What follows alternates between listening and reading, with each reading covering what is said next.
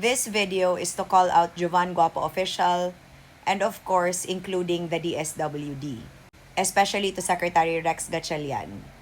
There's a video that was posted less than an hour ago by this Bisaya content creator named Jovan Guapo Official.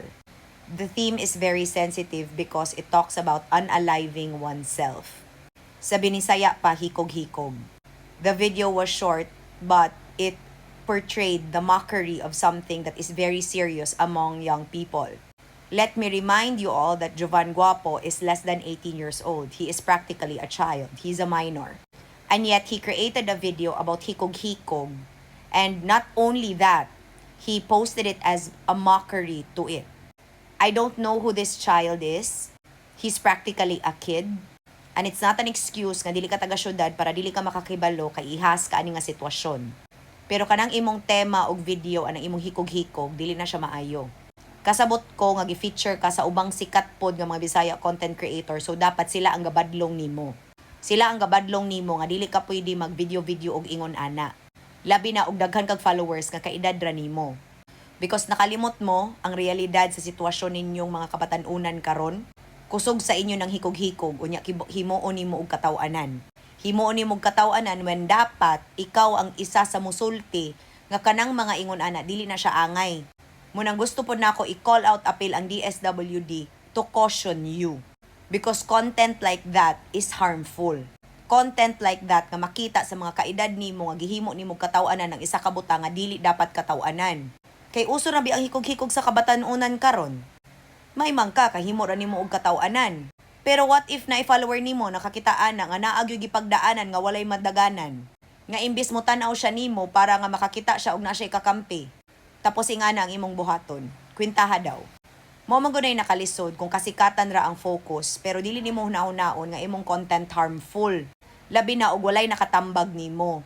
So may siguro na no nga i-contact ka sa local nga DSWD nga pinakaduol sa imuha para ma-caution ka.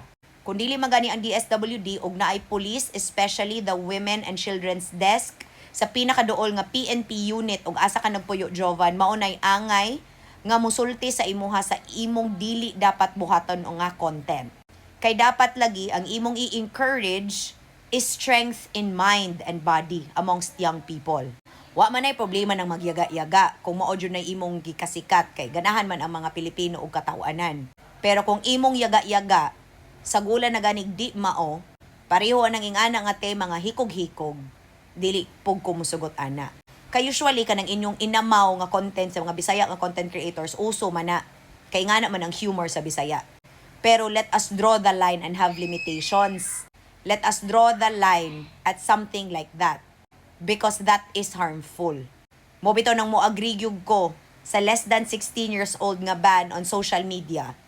Because nay mga ingonana nga mga inamaw nga pwede nila ma-absorb. Kaya ako personally nakita jud nako no nga wala gyud nakatambag ani niya. Nga sikat man di ikuno ning bataa pero ang mga content murag dili lang. Nga as a mama ako mismo di po ko ganahan nga mo nay i-consume sa ako ang anak. And yes, understandable, kay dili man same ang lifestyle sa akong anak og ni Jovan. Pero it also does not excuse Jovan from this type of ignorance. Ayaw pag-ingon ana lang ga. O gusto ka mo sikat, hunahuna nga ang imong kasikat dapat na'y matabangan. Dili nga imong kasikat na ay masakitan.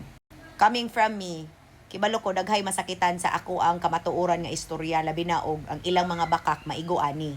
Pero kana manggong imo, kamatuoran manggod na karon nga sa karong mga panahon na kanang topic nga hikog-hikog medyo sensitibo jud na. So that's why I urge again the DSWD og taga-aha man ka kasi I don't know where you are and the PNP in your area to contact you. And most especially sa mga Bisaya content creator nga ni-encourage sa imuha para musikat ka. Gitagaan kanila og panahon o gitagaan kanila og oras. Mao na nga nailhan kas kadaghanan.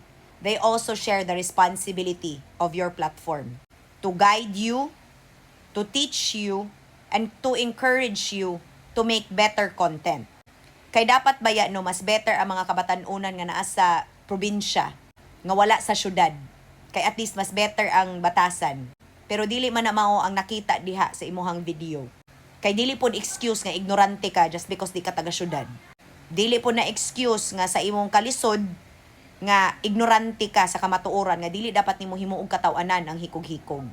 Kay dali na lang ra ba kaayo sa mga Bisaya manunglo nga may pa maghikog ka og dili ganahan sa imuha.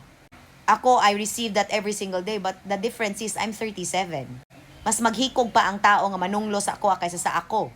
Kaya ako, I am mentally capable, mentally stable, and I have a psychologist that have dealt with me ever since 2020. Pero ikaw lang ga, wala ka ana nga luxury. And samot na ang imong mga followers nga pareha ra pug kahimtang sa imuha kay makarelate sa imong content. So mauna ha, I hope klaro ni siya. Kung kinsa man gani ang nakapalibot kay Jovan Guapo Official, palihog kog tambag nga ang iyang video di ni mao. And dapat dili na siya maghimo og video nga ingon ani. Because dili dapat padaghanon ang ing ani nga Bisaya content creator. Kay di na gani ko kasabot sa humor sa uban sa inyo. Much worse pag yun, himo ninyo katawanan ng isa ka butang nga dili dapat katawanan. So I hope this is clear. Ingat. Masyado akong mahal ng aking tokayo na si Jessica Belen that she sent me her newest product. I have absolutely no doubt that all of her products are really good, and this is the newest one. It's actually a scent. It's called Elegante Parfum for Women. Let me unbox. So this is what it looks like.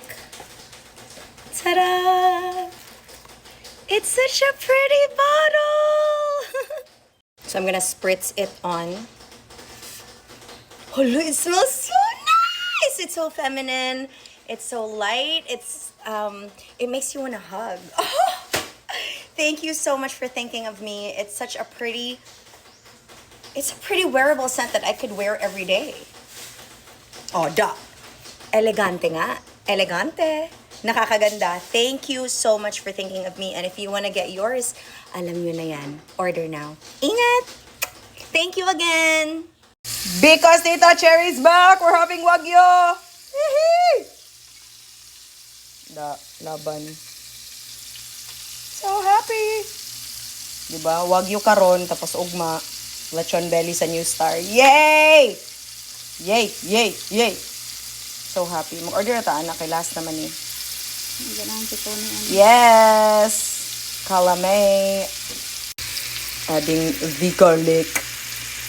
Yeah. Laban. So lame. Those look so good. Unya pari sa bahaw. Sana all bahaw. O mo di bahaw no kay bag-o mo di ng rice diha. Say the sauce for the Wagyu cubes. Yeah.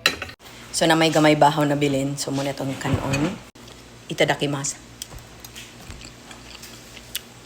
Tayo.